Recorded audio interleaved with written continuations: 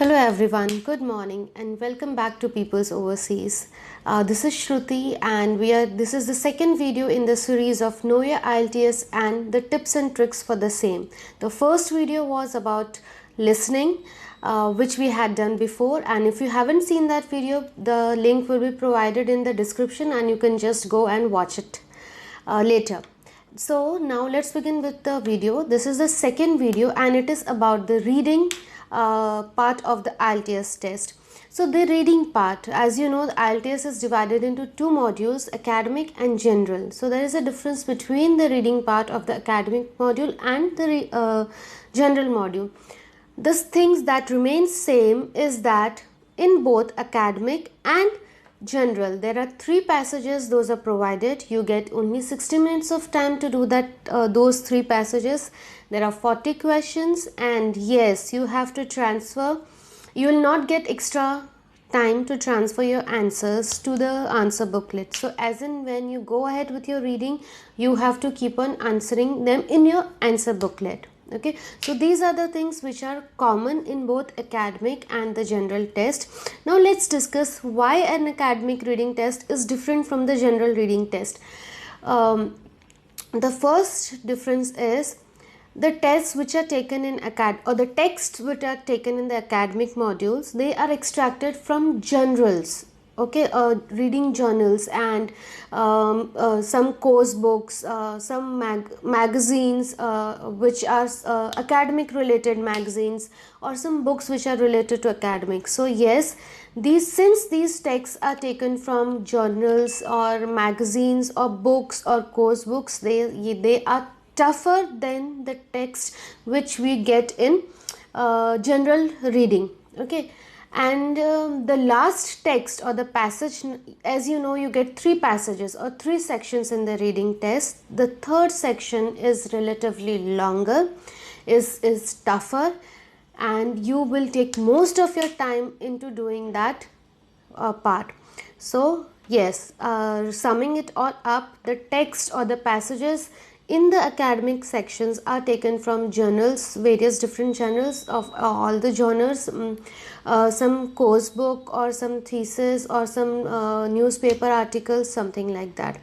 Now moving on to the general test reading, which is, and the text in this reading are taken from magazines, they are taken from general books, or they are taken from newspapers or leaflets or pamphlets or some kind of advertisement. So yes, they are more general, they are more on the side where they are taken from topics or taken from sources which are more general, which people read in day-to-day life. Okay, so yes, they are relatively easier. They do not take as they are not as long as the texts which are there in the academic modules. Okay, now let's have a little bit of detailed description about all the three different types of passages in the general module. The first text, it is a test, the passage is related to basic English. Okay, so it is a test of basic linguistic survival in English. Okay, that means that article is easy and they just want to know whether you will be able to, or you have a basic English knowledge, or whether you will be able to read something from the magazine and newspaper and comprehend it and know what is written over there. So this is relatively a short text, a short passage, and it relatively requires a less time and it is very easy. Moving on to the second passage. The second passage, as you know, is related to some kind of work context. As you know, general module is given by people who want to settle abroad, who want to apply for work permit, who want to go and work there. Okay, not it is not taken by students. Okay, hence the text in the second passage or the second passage is related to work, and it is easier to guess that it will be a little bit tougher than the first passage, but little bit easier than the third passage. Now moving on to your third passage, The third passage is the toughest passage. It is a very long passage. It is very extended. The context or the content is very extended, and it is more complex and it is more elaborated. So you will have to have more concentration. You will have to be more focused into it. And so let's revise. The first passage is easy, very short. You can do it in minutes, in few seconds. The second one is a little bit difficult. It is little bit more complex and you will take a little bit more time to do this. Whereas the third passage is going to be very tough, very long. Maximum number of questions are going to be asked from that. And yes, it is going to be tough, and you will have to take more time to answer this passage. Now you have known what are the passage types in academic and general modules. Now you might be wondering what kind of questions are asked. So let's go through the questions those are being asked. It is multiple choice question, that is there is one question and there are 4 answers. So you'll have to pick up the correct answer and answer it. There are blanks, yes. There is label a diagram, and there is completion of a table, completion of a process. There is a process given, there are some points given. You have to look for the information in the text and complete the table, complete the process, complete the diagram. Then there is flow chart which you have to complete. There is completion of sentences. There are match the followings and match the sentence endings. So these are few types of questions which are being asked. Okay, and these are common in academic and general type. Okay, there is no difference. Both academic and general has the same question types, has same number of questions, that is 40, and you get same amount of time, that is 60 minutes to do the entire test. Okay.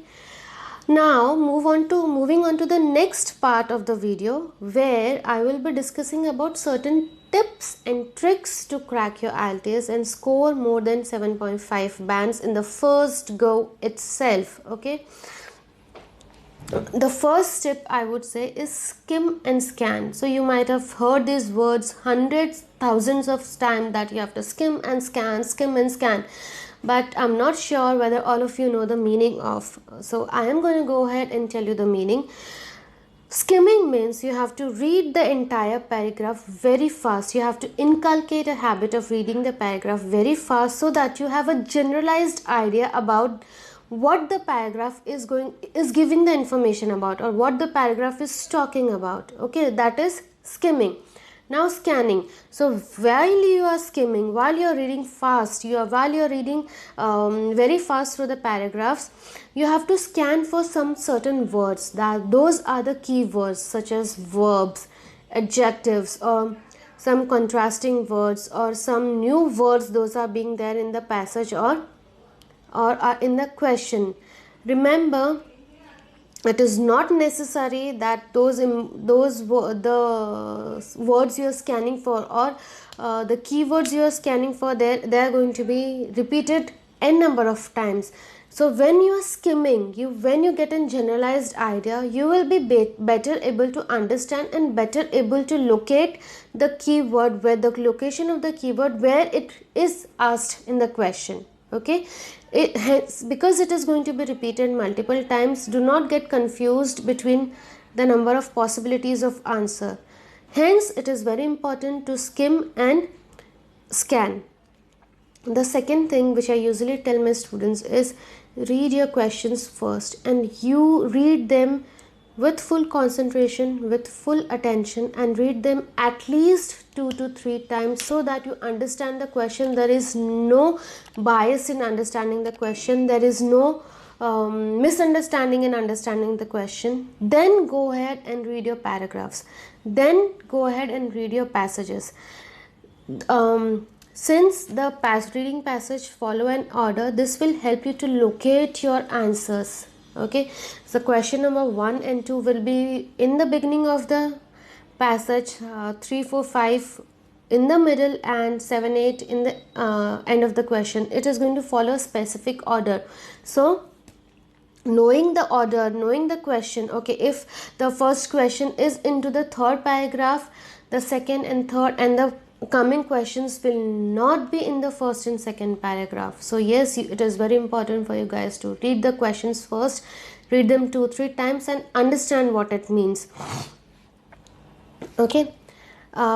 Now after reading the questions, you have skimmed the paragraph, you to know the generalized meaning, you have scanned for the keywords which are there. Now there is a technique of how to divide the time in a reading passage. Okay, so that in that technique it is 15, 20 and 25 minutes technique. Since the first paragraph is easier, allot 15 minutes to it.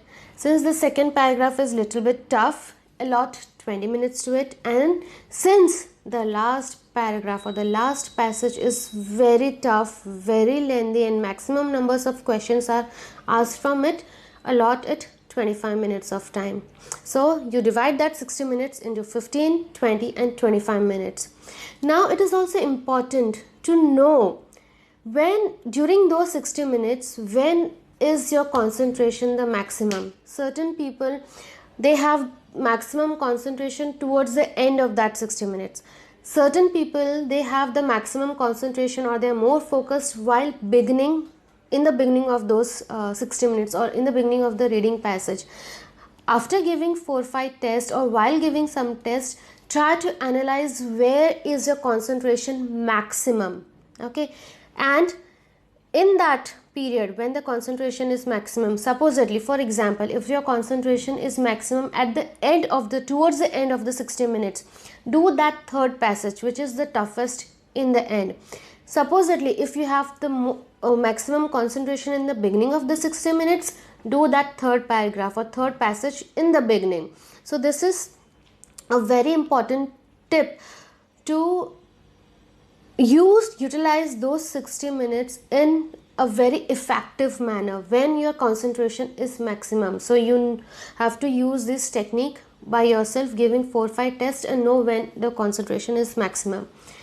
Now as I said, you have to scan for keywords. Now what are these keywords? These are some vocabularies, important words which are there in the passage or the topic about which the paragraph is describing.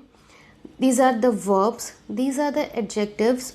Look for words which are hyphenated or look at words which are into inverted commas or are into italics.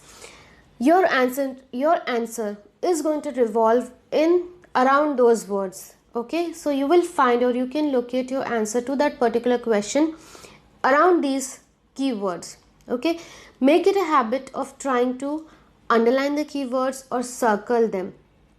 Right.